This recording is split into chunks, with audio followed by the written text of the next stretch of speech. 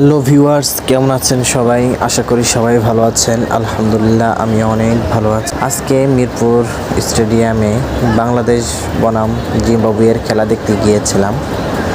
তো আমরা টিকিট পাচ্ছিলাম না, যার কারণে হাঁটতে হাঁটতে মিরপুর 10-এ গেলাম, ইনডোরে গেলাম। তো ওইখানেও যে দেখি কোনো টিকিট নেই, পর্যাপ্ত পরিমাণ টিকিট নেই।